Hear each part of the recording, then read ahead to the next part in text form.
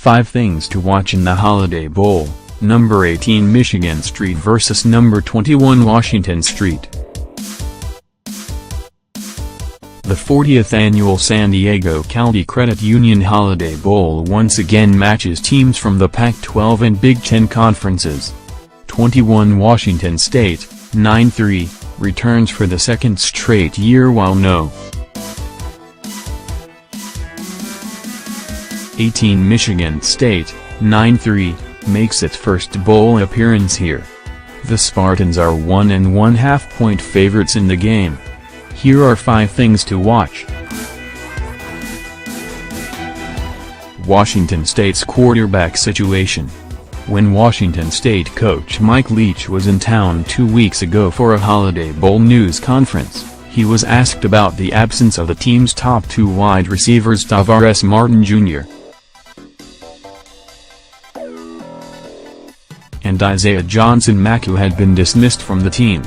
When Leach stepped to the podium for Wednesday's news conference, the first question was about the status of starting quarterback Luke Falk.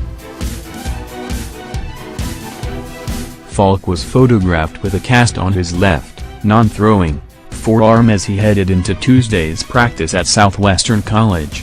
"He's doing great," Leach said of Falk. "You can use your imagination all you want about the cast.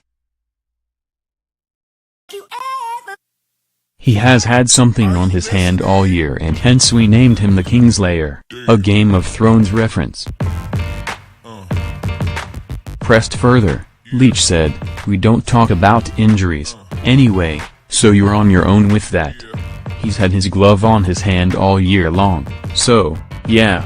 So Falk is good to go for the game? He's doing exactly what we want him to do, and he looks good to me," Leach said.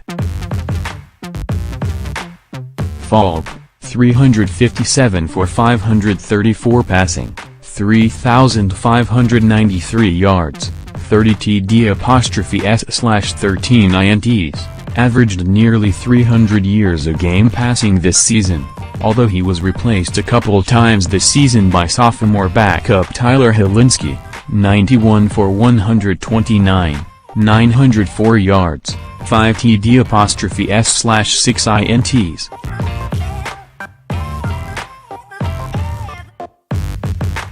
Hilinski led the Cougars to a triple overtime win over Boise State in September.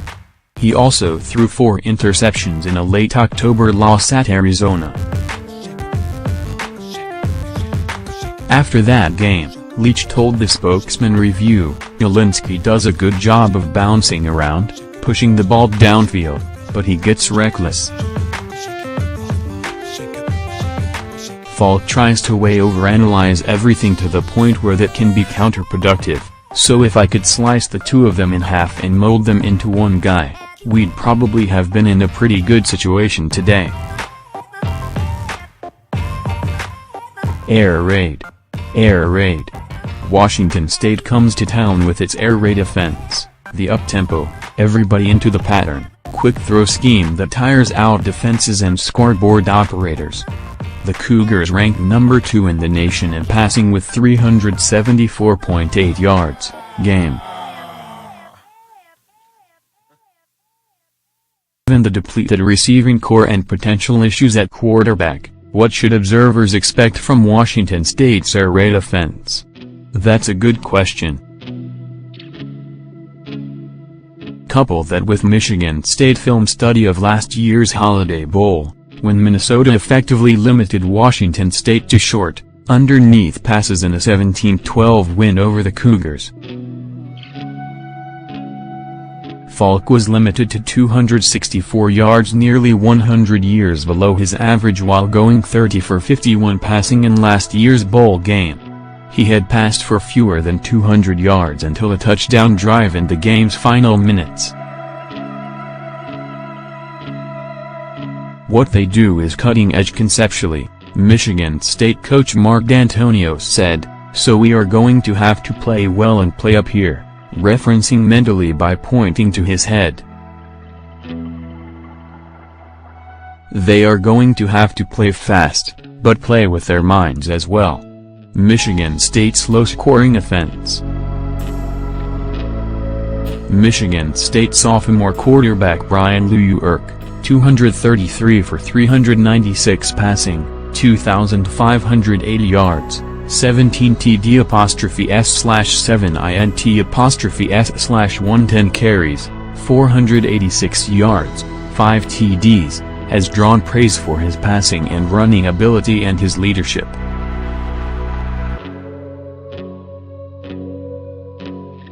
He is supported in the run game by junior L.J. Scott, 183 carries, 788 yards, 6 TDs, among others. Despite its offensive balance, Michigan State has averaged only 23.1 points a game this season, 105th in the FBS. It's been enough to be successful because the Spartans' defense has allowed but 20.2 points a game. Washington State's offense gets most of the attention, but the Cougars' defense has been solid. They rank 14th in the nation in total defense and are number 1 in third down efficiency. They get on you, they play you tight, they provide pressure, D'Antonio said. A lot of different pressure, a lot of different people running from different places, and you've got to beat them. So we've got to make plays on 50-50 balls much like they do. You've got to put the ball in the vicinity and the receiver has to make the tough catch, and that run after catch is very important as well. When you have a guy named Hercules on your defense, you want him on the field as much as possible. Washington State junior defensive lineman Hercules Mata'afa earned All-American honors this season after leading the Cougars with 9 1/2 sacks among his 43 tackles, along with 2 forced fumbles. Mata'afa must sit out the first 2 quarters against Michigan State, however.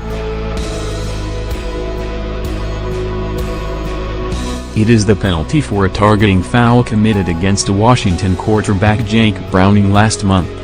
Since it came in the second half, Mata'afa must sit for the first half of the bowl game. What will Leach say next? In a story posted Wednesday on the Players Tribune, Leach wrote about a pet raccoon he had as a kid. He named it Bilbo Baggins after the title character in J. Tolkien's novel The Hobbit. I grew up out in the country in Wyoming, and there was a guy near us who had a baby raccoon he wanted to get rid of, so my family took it in, Leach said in the story. I will say Bilbo did a fabulous job as a house pet.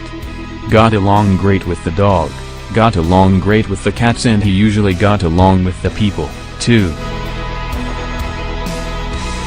Leach said he and his father finally had to release Bilbo when the critter started to get a little feisty in his advanced years. They hit kinda raccoon teenage years and it's time for them to head off into the sunset, Leach said, adding, I kinda would like to have a pet raccoon again, but, you know, bouncing around the country it makes it tough. Raccoons have been spotted around these parts, but Leach is more likely to come across a skunk at the stadium. They have been known to interrupt a game or two, and they aren't likely to be as friendly as Bilbo.